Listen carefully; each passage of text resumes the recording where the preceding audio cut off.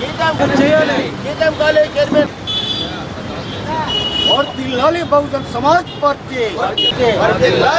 GITAM college correspondent Manisha Nair वेंटने Gitam college correspondent Manisha Nair वेंटने लक्ष्मीनारायण पै दाడి చేసిన గీతం కాయరాం వెంచర్ల వెంటనే దాడికి సహకరించిన గీతం కాలేజ్ కరెస్పాండెంట్ ఆమె రౌడీలను వెంటనే వర్ధిల్లాలి బహుజన్ సమాజ్ పార్టీ జై భీమ్ జై భీమ్ జై భీమ్ జై భీమ్ జై భీమ్ అంబేద్కర్ ఆలోచన విధానం అంబేద్కర్ ఆలోచన విధానం కుమారి మాయావతి గారి నాయకత్వం కుమారి జై భీమ్ మిత్రులారా నా పేరు గద్దెల నాగభూషణం బహుజన్ సమాజ్ పార్టీ రాష్ట్ర కార్యదర్శిని ఈరోజు ఈ శిబిరం యొక్క ప్రత్యేకత ఏంటంటే ఈ నెల 2వ తారీఖు మనం విలేకరి లక్ష్మీనారాయణపై శ్రీగీతం కాలేజ్ కరస్పాండెంట్ మనీషా నాయర్ దాడి చేసి గాయపరిచిన విషయం మీ అందరికీ తెలిసిందే.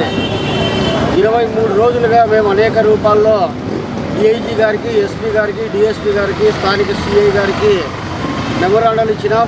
పీజీఆర్ఎస్లో కూడా మెమోరాండాలు ఇచ్చినాం. న్యాయం చేస్తామని ఎదురు చూసినాం.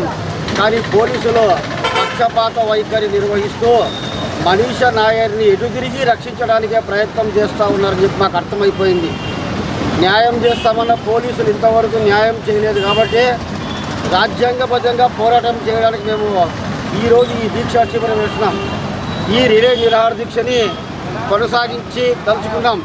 ఎంతవరకు అంటే మనీషా నాయర్ దాడి చేసి కొట్టింది కాబట్టి విలేకరి ఎస్సీ కాబట్టి ఎస్సీ అట్రాసిటీ కేసు నమోదు చేయాలా. ఎస్సీ అట్రాసిటీ కేసు నమోదు చేసిన వెంటనే ఫస్ట్ నిందితులను అరెస్టు చేయాలని సుప్రీంకోర్టు తీర్పు ఇచ్చింది. ఆ తీర్పుని కూడా పట్టించుకోకుండా పోలీసులు గతంలో 7 సంవత్సరాల శిక్ష పడే కేసులు ఏవైనా ఉంటే వాటికి మేము బెయిల్ ఇస్తామని చెప్పి స్టేషన్ బెయిల్ ఇచ్చి ఆమెను వదిలిపెడతా ఉన్నారు.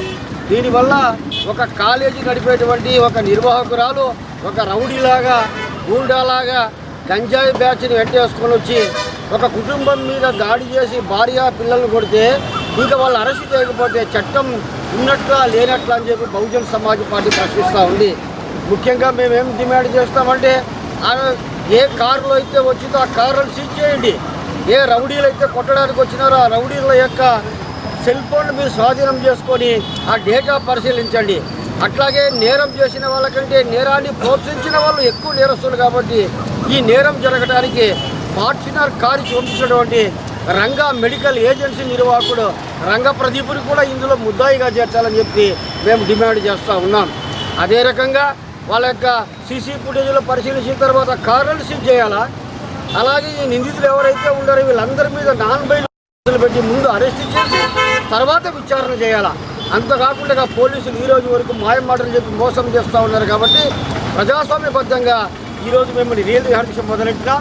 ఈ నిరాహార దీక్షలు వారం రోజులు కొనసాగుతాయి. వారం రోజుల్లో కూడా చర్యలు రాకపోతే ఈ నిరాహార దీక్షని ఆమరణ నిరాహార దీక్షగా మార్చవచ్చు.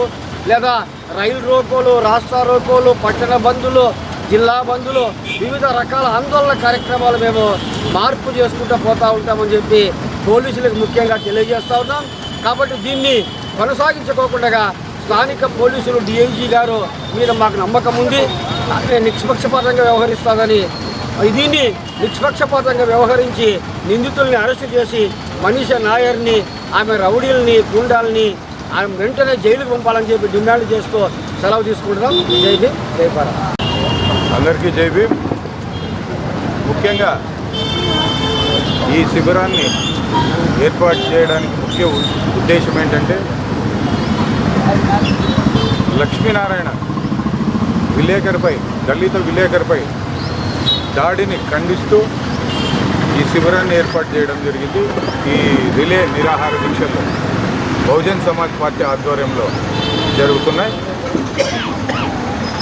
ఈ రిలే నిరాహార దీక్ష పెట్టడమే పెద్ద దౌర్భాగ్యంగా మేము భావిస్తున్నాం.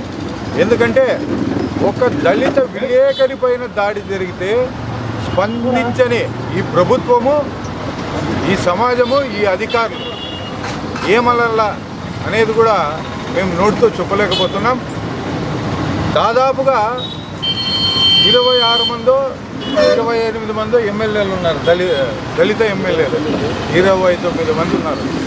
29 మంది ఎమ్మెల్యేలు మిమ్మల్ని బాబాసాహెబ్ అంబేద్కర్ రిజర్వేషన్లు కల్పించి మిమ్మల్ని చట్టసభలకు పంపిస్తే ఒక దళితుడి పైన, ఒక దళిత విలేకరి పైన దాడి జరిగితే కూడా ఒక్క దళిత ఎమ్మెల్యే కూడా ఈ రోజు వరకు స్పందించలేదంటే దీన్ని ఎంత దుర్మార్గమైన చర్య అనేది ఒక్కసారి ప్రజలు గమనించాలా. అయ్యా మీకు ముఖ్యంగా మీరు ఎమ్మెల్యేలు కావాలంటే మీకు ఎమ్మెల్యేలు అయ్యే కెపాసిటీ ఉందా? బాబాసాహెబ్ అంబేద్కర్ రిజర్వేషనే కల్పించకపోతే మీకు ఎందుకు కల్పించినాడు? మీరు మీ సమాజాన్ని రక్షిస్తారు అనే ఒక ఉద్దేశంతో మీకు రిజర్వేషన్లు కల్పించి మిమ్మల్ని చట్టసభలకు పంపిస్తే ఒక దళిత విలేకరి పైన దాడి జరిగితేనే మీరు స్పందిలేదే, ఇంకా సామాన్య దళితులకి ఏమన్నా జరిగితే స్పందిస్తారా మీరు ఎమ్మెల్యేలు? దీన్ని ముఖ్యంగా గమనించాలా. ఇంతవరకు మాకు పోలీసు వారి పైన చాలా గౌరవము, చాలా మర్యాద అనేది ఉంది. ఎస్పెషలీ ఐజీ మేడం పైన మాకు చాలా నమ్మకం ఉంది. మేడం గారే దీనిపైన దృష్టి సాగిస్తేనే దీనికి న్యాయం జరుగుతుంది. మేడం గారు ఎంత తొందరగా అయితే అంత తొందరగా చర్యలు తీసుకొని వాళ్ళని అరెస్ట్ చేసి ఆ గంజాయి బ్యాచ్ని మొట్టమొదటిగా మనీషా నాయర్ని వాళ్ళ టీంని అందరినీ అరెస్ట్ చేసి లోపలికి పంపిస్తే కనుక ఈ ఉద్యమము ఇక్కడితో ఆగదు. వాళ్ళని అరెస్ట్ చేయలేకపోతే ఈ ఉద్యమం అంచెలంచెలుగా పెరుగుతుందని చెప్పేసి తెలియజేస్తూ జై భీమ్, జై భారత్.